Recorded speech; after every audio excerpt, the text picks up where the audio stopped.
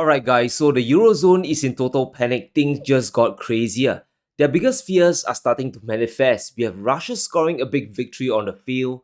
All the weapons and all the aid they sent aren't really making a difference. And on the political front, it's also a nightmare. Europe's boogeyman, Donald Trump, might just become the US president once again. And if that comes true, the EU will have to defend themselves, which means paying much more when their economies are crumbling. In fact, Trump is thinking of targeting the EU in trade as well. He could be slapping a 10% tariff on exports to the US, which includes Europe as well. And because of this, they simply can't think straight. They are considering doing the unthinkable, a move that will trigger the fall of the Western financial system and destroy their currency. They want to seize Russia's frozen money and they want it before Donald Trump becomes US president again. Estonia's prime minister is telling the Eurozone to seize Russia's assets before the November elections in America. Once again, is the fear of what a Trump presidency will bring. Under Trump, it will be America first again. This means stopping any US involvement in external wars. That might include pulling support away from Ukraine. Europe's afraid of him making a deal with Putin, right? The $60 billion that aid might never come, or worse, Trump could even return the frozen money back to Russia. The EU isn't waiting for that and they are moving to strike while the iron's hot. According to Estonia, this is economic pressure we can place on the Russian economy to hasten the breaking point of this war. It's an economic tool to use Russia's $300 billion on itself. But as we all know, this is simply a horrible idea. It will remind the world of Western overreach that the West is weaponizing sovereign assets of a major country and no one is truly safe from confiscation. You can be friends or allies today, but an enemy tomorrow. Now, this story gets even crazier. The US Treasury, Janet Yellen herself, is giving full support to Europe to seize the assets. And this is quite hilarious because even the US isn't doing it yet. They know the danger it can have on the reserve currency and how it can destroy the image of the US as a financial hub, as a custodian of money. The smarter move, the safer move, is to let the EU go ahead and do the seizure. Let them do the dirty work. You just sit on the sidelines, you just wait it out, and you watch the fallout. If it works, then you join in. But if it doesn't, then you do nothing, which is actually quite wise, quite smart. And either way, this seizure is likely to happen. The EU has taken the first step towards confiscating the frozen assets from Russia. The Eurozone has adopted a new law that will make counterparties set aside windfall profits made on the frozen Russian assets. That means if the reserves earned $10 billion last year, this money will be earmarked and set aside for confiscation. The EU believes that just using the profits the interest earned is a cleaner move. But using that money is still confiscating a sovereign country's assets. It's like someone confiscating the money you earn from renting your house. It just doesn't make sense. In total, they expect to raise around $16 billion over the next 4 years, which, to be frank, is just a drop in the ocean. That's only around $4 billion a year, doesn't make a lot of difference. Trying to use the frozen reserves will be a disastrous move that has big implications. It's important we understand Russia's position because they are the owners of the assets after all. And they've clearly laid out how crazy of a decision this will be. It sends a negative signal to the global financial system. Confiscation is a breach of the basic principles of central bank reserve protection. This will lead to the undermining of international finance and the position of reserve currencies in the world. It's essentially the same thing Putin said during his interview with Tucker Carlson. When asked about the role of the US dollar, he told everyone the obvious. Well, obvious to me and you, right? But to many viewers, it's the first time they heard the truth. As soon as the political leadership decided to use the US dollar as a tool of political struggle, a blow was dealt to this American power. The same argument applies to the EU leaders if they decide to confiscate away their assets. The temptation is there. Countries in the EU aren't doing well. The UK is in recession. Germany's GDP contracted last year, and it looks like France is about to join the club. The idea of reaching in and using your opponent's resources against themselves sounds like a very good idea, but that's just on paper. As we speak, 130 billion euros of Russian assets are sitting in the Euroclear Bank. These assets generated 4.4 billion euros in interest income, and that sum of money is the target in question.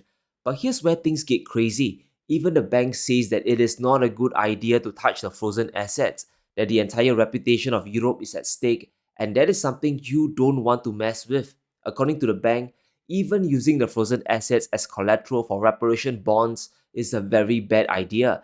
Trying to use the reserves as a backstop is a bad idea. It's as good as outright seizure and will risk the European financial system. She lays out exactly what we have been saying. As a banker, she can tell how catastrophic this one event will be. You'll see the trust in the European capital markets and trust in the euro as a currency substantially affected.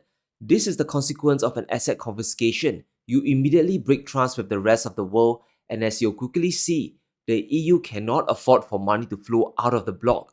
If countries see Europe as a precarious place to invest, the future of the EU economy will be very bleak. Let's talk about the euro first. It is one of the main reserve currencies in the world today, ranking just below the US dollar. But there is a fundamental difference. It is not the world reserve currency, which makes it very vulnerable. We can see the euro is the second most important currency in the global financial system. Across foreign exchange reserves, international debt and loans, the euro comes in at 20%. Now that might seem like a lot, but the dollar is well over 60% on average across all these three categories. Central banks use it for their reserves, and the world issues debt in dollars as well. If anything happens to the euro, the immediate winner will be the US dollar, especially if Janet Yellen doesn't weaponize Russia's assets. The euro today has a lot of problems. If Brussels takes the Russian assets, it gives an additional reason to dump the currency and exit euro bonds. Firstly, bond yields of EU bonds are extremely low compared to US treasuries. Even 2 years back, yields have consistently lagged behind US bonds by at least 1%. US treasuries yield more than EU debt, which makes euro bonds less attractive as an investment. Then you throw in the fact that the euro is devalued against the dollar.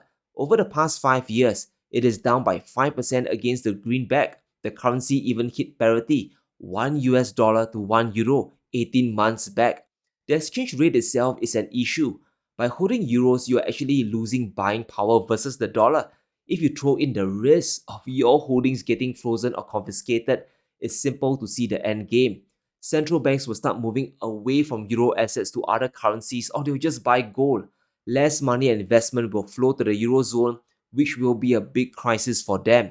It is important to consider the state of the eurozone economy. It's not doing well. They need investment money to come into the country, and they are going broke not just from the war, but because their industries are no longer competitive. PMIs in the eurozone are still deeply in the contraction zone. Manufacturing PMI went to the contraction zone 18 months back, while services started to contract from July 2023. The eurozone is deindustrializing and their GDP is collapsing. They are just one step away from an official recession. If investors and countries lose faith in Europe, they could stop investing in the region, which will spell doom for the economies. Seizing the Russian reserves might be the final nail in the coffin. Economic recovery will take much longer than EU, and that's just in the general economy. The euro banking sector will also take a significant hit. As it stands, there are over 40 trillion euros worth of assets held in EU banks, and this includes deposits within the eurozone itself, but also money held by customers outside of Europe. The biggest headache belongs to Belgium. A lot of money flows through the Belgium banking sector. A ton of central banks, including China, have assets within Belgium itself. If they confiscate the frozen reserves, this will freak out many countries that trust Belgium as custodian of their money. The Belgium ambassador says this best: we might run the risk of splitting the world financial system into two different sides. One would be the West and the rest would be the other. In other words, money could flee to eastern banks like those in Shanghai and Hong Kong. There could be a hollowing out of the EU financial sector in addition to their manufacturing. So you can see how dangerous this move truly is. This asset seizure is bad enough, right? But the EU is about to score another own goal on their economy. Remember all the sanctions slapped on Russia? Well, those aren't working, and Europe is now looking to punish China and India. From the FT, EU prepares sanctions on Chinese and Indian companies over Russian links. They are about to target Russia's trading partners by slapping secondary sanctions on them. And this will be the first time a Western country has enforced restrictions on companies dealing with Russia. And this could set a deadly precedent going forward. And if this happens, EU companies will be banned from dealing with the targeted firms in China and India. Effectively, these Chinese and Indian companies can't deal with European businesses anymore. And this is the type of secondary sanction. On the surface, this doesn't sound as bad as a primary sanction where the country as a whole gets punished. Freezing Russian assets, for example, is a type of primary sanction. It affects the entire nation. Getting cut away from SWIFT is another type of primary sanction. But this is a very slippery slope. It could extend to other critical industries and sectors. It would still affect a country's economy, which can be equally devastating as well. If this hits China or India's oil sector, this will hurt their industries and hit their GDP as well. For a long time, the EU has been unhappy with India. Back in May last year, the EU targeted India's exports of fuels to Europe and they wanted to stop it. They were unhappy with India buying cheap Russian crude, processing it, and then reselling it back to Europe at huge markups. Because the war isn't going well today, the West has now turned their gaze to India. Mainstream media is now focusing on the country. They want to stop the flow of money to Moscow. In a CNN article, it's obvious who they are talking about. The Kremlin has never been richer thanks to a US strategic partner. But as you'll quickly see, this is a textbook example of hypocrisy.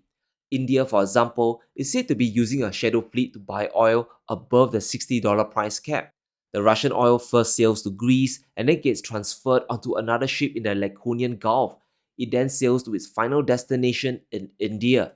This is the problem with secondary sanctions. If the EU or the US targets Indian oil companies, this could severely disrupt global supply chains. Energy inflation is already very high. If India can't buy enough volumes from Russia, that also means less oil will be re-exported out to Europe and the world. This will jack energy bills higher in the Eurozone as well. And the last thing they need is higher energy prices. Listen to this warning from India's energy minister. It's a big warning to the West not to interfere. If we start buying more Middle Eastern oil, the oil price will not be at just $75 or $76, it will be at $150. India's imports of Russian crude helps to keep global energy prices affordable.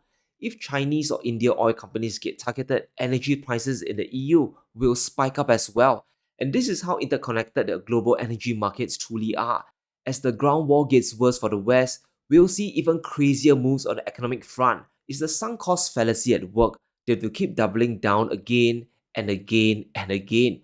But if Europe wants to sanction companies dealing with Russia, they might have to sanction themselves as well. According to the data, Europe still brought in $85 billion worth of Russian imports last year. Sure, the amount is down by 68%, but 85 billion is still a lot of money that's funding the Russian war machine. Europe is helping Putin financially, and that argument can be made as well. Just in January alone, the Eurozone was the fourth biggest buyer of Russian fossil fuels, coming in just behind India. The EU bought $2.1 billion worth of oil, LNG, and gas from Russia, because if they didn't, inflation would fly to the moon. The Middle East is still on fire, and if they cut away Russian supply, their industries will collapse even further. So Europe is caught in a very bad place. What we are seeing today isn't rational thinking but pure panic. Panic that Trump is coming back, panic that Russia is winning, and the fear of pouring even more money into a black hole. But let me know what you think. Will the EU seize the frozen Russian assets? Is this a big mistake for Europe? Let me know in the comments below. Stay safe, be sure to smash the like button and subscribe as we navigate through these crazy times.